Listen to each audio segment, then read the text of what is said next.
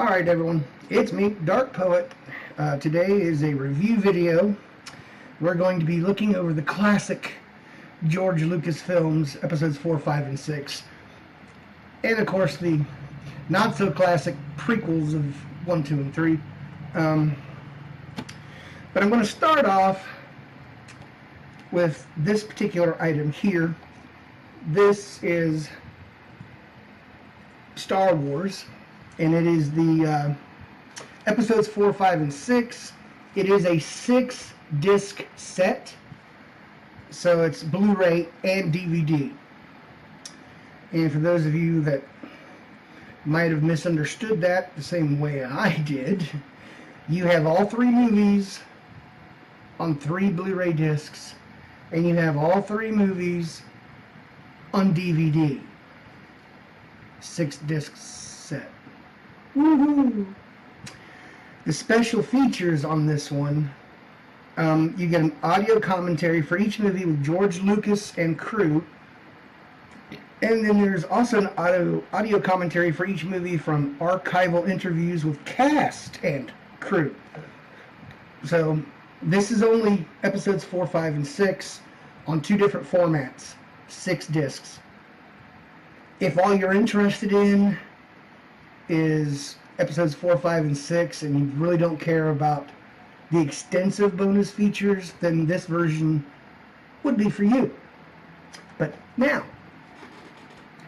putting that away, I am now speaking to all of you die-hard Star Wars fans, including myself. And I'm talking about the fans of George Lucas, what George Lucas created, not the drivel that Disney is just pumping out, because it's all garbage. We'll discuss that a little bit later. But for those of you who are a true die-hard Star Wars fan of all the George Lucas films, this is the version you want. This is the Star Wars, the complete saga, 9-disc set.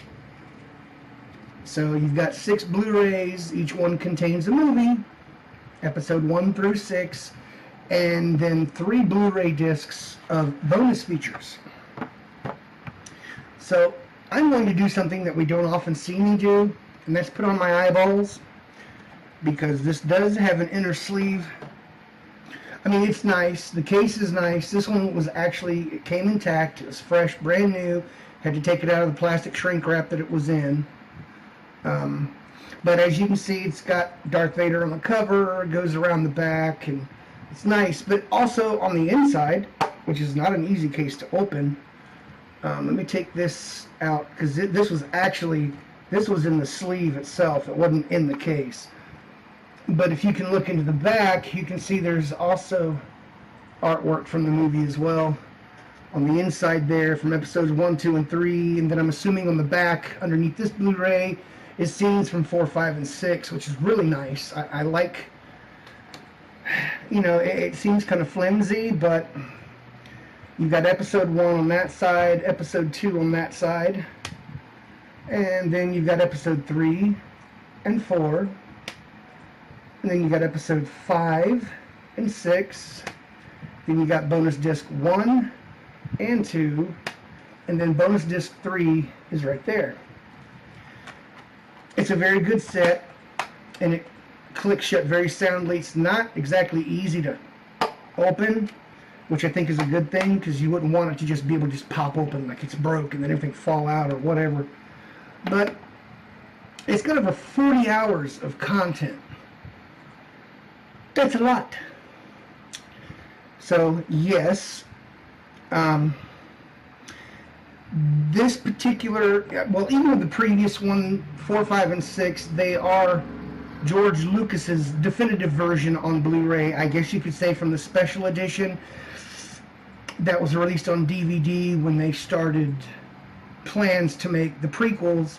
They wanted to test out the new technology, so they decided, well, let's go ahead and redo the original trilogy and put the things in that I wasn't able to do when I originally made these films. So yeah, those are, well, they're probably not exactly those versions, because when they discussed putting it on Blu-ray, he once again added some things, changed some things, so that this is his definitive vision of what his movies were meant to be.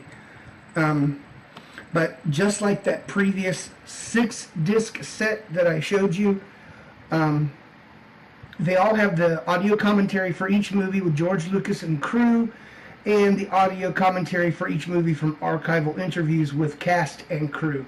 Just like on that one, but this also pertains to episodes 1, 2, and 3. There are 45 deleted / extended scenes, cast and crew interviews, props, maquette and costume turnarounds, mache paintings and concept art, documentaries and featurettes, plus more than 90 minutes of Star Wars spoofs. So this little sleeve, it says Star Wars The Complete Saga, Guide to the Galaxy. It's a nice little fat booklet. And the first thing, all it talks about is the bonus discs. So you've got The Phantom Menace, Attack of the Clones, and Revenge of the Sith. Basically, on disc 1, it breaks it all down. For Naboo, there are interviews, the Naboo overview, a Liam Neeson interview, deleted extended scenes, trash-talking droids, the battle is over, and Anakin's return. The collection, you have 360-degree turnarounds and video commentaries, and then a concept art gallery.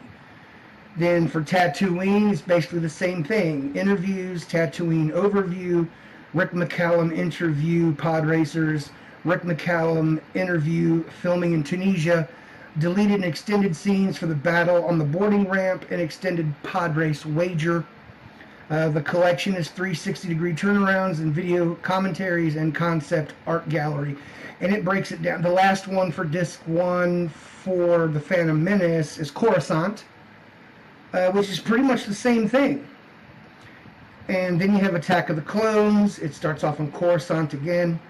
Interviews, the overview for Coruscant, an interview with Ewan McGregor, the deleted scenes, then Naboo, Tatooine, Geonosis, and then it moves to Revenge of the Sith, and they list everything that's on that first disc. Then they move to disc 2, which covers episodes 4, 5, and 6, and it's pretty much broken down the same way. So it tells you everything that's on there, and then there's this nice little piece of artwork in the middle of it all with Emperor Palpatine and Darth Vader. Looks like Darth Vader doesn't quite have the helmet on. It seems like he's holding it in his hand. Nice touch. And it's all shiny, glossy. But then they go through disc 3, which has the Star Wars documentaries on it. The Making of Star Wars, which is about 49 minutes. The Empire Strikes Back, the SPFX, which is about 48 minutes. Classic Creatures, Return of the Jedi, another 43 minutes. Anatomy of a Dewback, that's only 26 minutes. Star Warriors, which is 84 minutes. That's over an hour. Star Wars Tech, which is 46 minutes. A Conversation with the Masters, The Empire Strikes Back 30 years later, which runs about 25 minutes. And then the Star Wars Spoofs, which runs 97 minutes. The farce is strong with this one. Enjoy a hilarious collection of Star Wars movies, scenes, spoofs, and parodies that have been created over the years, including outrageous clips from Family Guy, The Simpsons, How I Met Your Mother, and more. And don't miss Weird Al Yankovic's one-of-a-kind music video tribute to The Phantom Menace, which is also included. There's something here that they did not mention. They talk about the TV shows, but there were also commercials that were made. One of them had Boba Fett in it. That's also in that whole spoofs section. It's, like I said, it's 97 minutes of just spoofs. There are also some in here from That 70s Show. Yeah, I think where Donna dresses up as Princess Leia and says something really funny like, "You can do whatever you want with Princess Leia, her shields are down." That kind of thing. But yeah, it's great. So I've got all 6 of the George Lucas films, wow, in high def, beautifully glorious 1080p. I played these on my PS4 to just take a look at them. The video quality is immaculate. It's crisp. It's clear. The audio, I was never able to discern this before, but the audio, they definitely take advantage of stereo. Case in point, Anakin Skywalker, Count Dooku, and Obi-Wan Kenobi trying to save Chancellor Palpatine. Obi-Wan gets, put down by Count Dooku. He's pinned under a platform, that kind of thing. So Anakin and Count Dooku are going at it. And as it comes around, you see them. They're off on the right side of the screen, and you can hear the lightsabers clashing, but only out of the right side of my headphones. And as they panned over and put them in the center of the screen and focused on them, you can hear the lightsaber clashes in stereo, both ears. So in this set, the audio is unbelievable. They definitely made use of stereo sound, and it's quite evident, especially when you're wearing headphones, or if perhaps you have a home theater set up with like a sound bar, Bose, or whatever have you for audio playback. I haven't really listened to it on this because everything's routed through my stereo for audio, and I've got about, this Sony I have is like 540 watts, and it's also got DSGX and a subwoofer. You turn both of those on and hold on to your seat. But I live in an apartment, so there are people above me, there are people below me, and the speakers are on the floor instead of on the wall in front of me where I personally feel they should be, but I don't have a shelf for it, and I really don't feel like putting any more holes in the walls of this apartment. So that's not going to happen. Eventually, at some point when we do get our own home, I'll have a nice little home theater system set up for my computer to watch these on my PS4. But yeah, this is definitely worth the price. But this case is broke. When I purchased it, it was delivered in the mail. It too had plastic shrink wrap on it, never been opened. And I open it up, and then we get into here, and this whole section just comes out because one of these little tabs down here is broke right off. And this was brand new in the packaging. It was mistreated, and yeah. But if I pull this little inner sleeve out, you can see there's episode 4 on the front, and episode 4, episode 5 and 6 on Blu-ray right here on that side. And then over here it's 4 and 5 on DVD, and then there's 6 on DVD. I checked them out. I literally put a Blu-ray in the PS4, put a DVD in my computer, and the visual quality between DVD and Blu-ray is painstakingly apparent. It is, on Blu-ray, it is utterly gorgeous. But yeah, like I said, with this particular version, if you're just interested in episodes 4, 5, and 6, then this is for you. But see, I like to have all of it. That's why I was really keen on getting the 9-disc set, because it had everything. And I think there's only one thing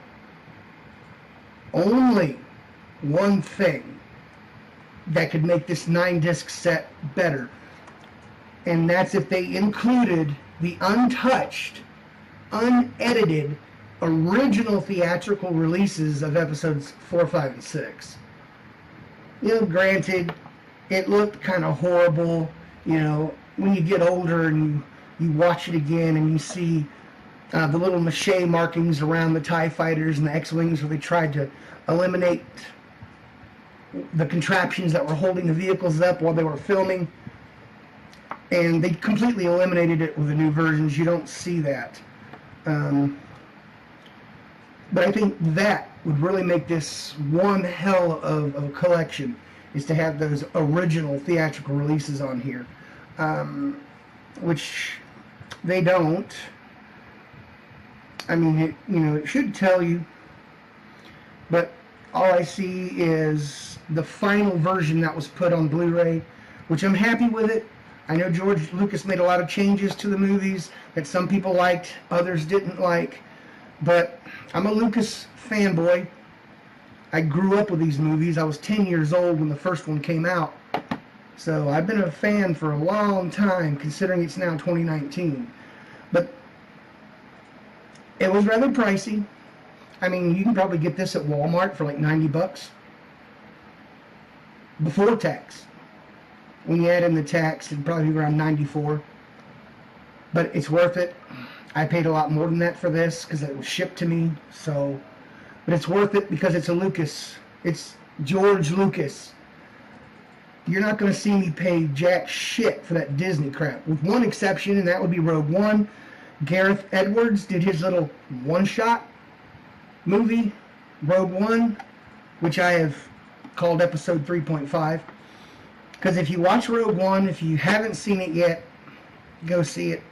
That movie is worth seeing. It perfectly fits in between episodes 3 and 4. In fact, near the end of Rogue One, it segues right into episode 4. I mean, you could watch Rogue One and then immediately put in episode 4 afterwards. And the end of Rogue One and the beginning of episode 4 tie together perfectly. So I like that one. Han Solo may not be such a bad movie either. I've seen 7 and 8. 7 I thought was good initially. I thought J.J. Abrams did okay. I took a chance because he did really well with Star Trek. So I figured, okay, he could handle an epic space opera like Star Wars. He didn't do too bad, but I kind of agree with most people that it seems like a soft reboot of episode 4. I mean, it's the same kind of story arc. Discovery, this, that, going on the... Yeah, that's why people kind of liked it, and that's why others kind of sort of didn't. Hey, if I want to see episode 4, I'll just watch episode 4, all right? It's supposed to be episode 7. But despite that, it seemed like a decent movie until episode 8. And Rian Johnson completely flipped the script and made his disaster piece. That's what I call it. His disaster piece. And here's a little knowledge for you if you don't know. When George Lucas sold Star Wars to Disney back in 2012 for like fucking $4 billion, he even gave them a treatment for the next 3 sequels that would follow Episode 6, Return of the Jedi. He wasn't going to make them, but he had written out treatments for each movie, for 7, 8, and 9. What did they do? They threw them sumbitches in the garbage and decided to do their own thing. Which, okay, that's cool. I have no problem with you doing your own thing, breathing new life into a franchise that's been around a long time and has become endeared and loved in our hearts by those of us that really enjoy those movies. But unfortunately, they didn't even bother to follow the damn canon. They did not follow anything that George Lucas set up.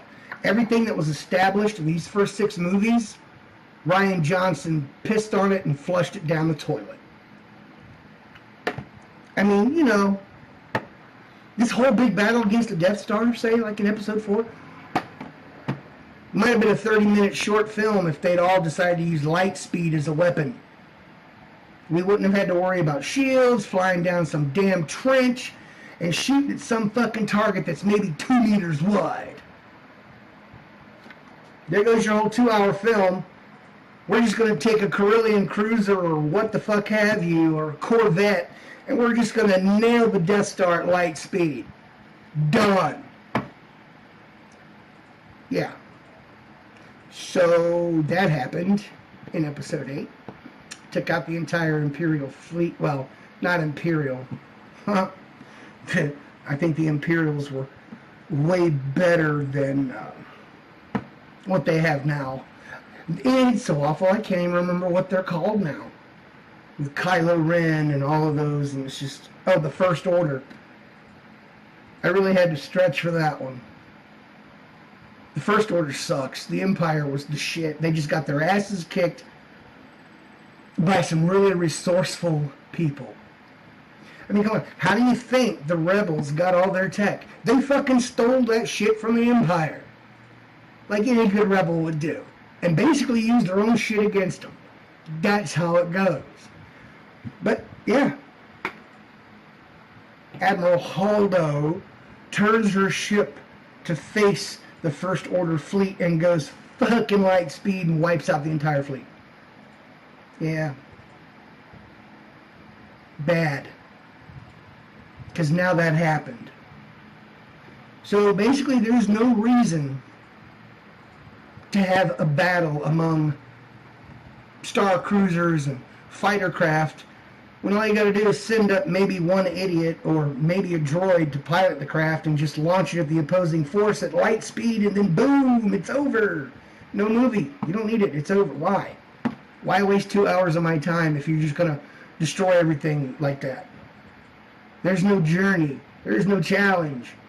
There's no one-on-one dogfights in space because we don't have to go to Endor to take out the shield generators in order to take out the second Death Star, which isn't even fully, completely built yet.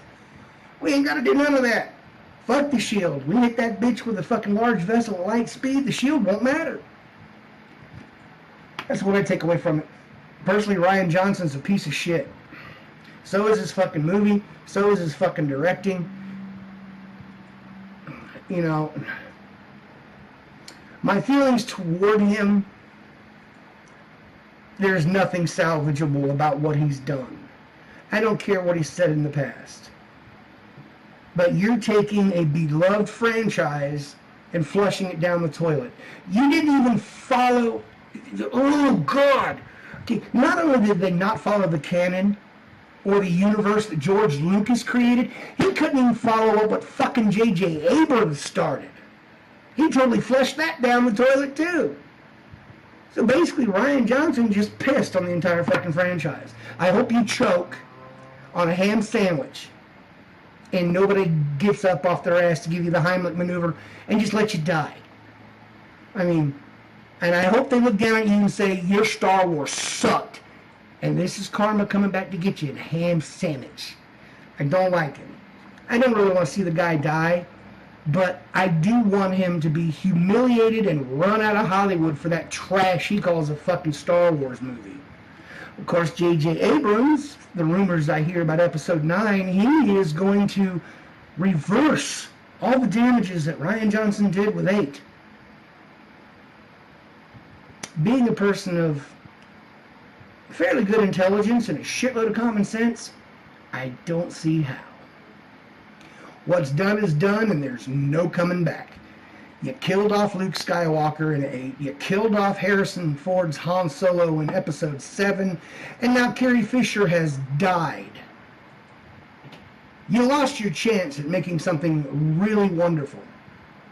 You fucking pissed it away. Of course, all of us Star Wars fans know that Harrison Ford wanted his character to die off in Episode 4. He didn't want to do the role at all. But the constant evolution of the story kept bringing Han Solo back. But he finally got his wish in Episode 7. He got killed off by his own son. Which, you know what, I could deal with that. The way it happened makes sense. But the shit they did to Luke Skywalker in 8 makes absolutely no sense. He completely goes against the character that was established in the original trilogy. Luke Skywalker wasn't a hopeless little fucking old fart that didn't want to teach somebody about the fucking Force, all because he failed to fucking train his nephew. And the whole scene in there where he's fucking looking down at his nephew asleep and using the Force and sensing the evil in him, and then raising his saber with the intent to kill his nephew, would have never have happened. Ever. I mean, I sensed the evil in you and I tried to kill you because there was evil in you. Okay? that didn't stop him from trying to save his father, Anakin, a.k.a. Darth Vader, because he knew there was good in him. The same could be said about Kylo Ren or Ben Solo. I believe his first name was Ben. But yeah, Princess Leia and Han Solo's son, Ben. I guess they named him after Obi-Wan there, Ben Solo. But yeah, I mean, Luke wouldn't have done that.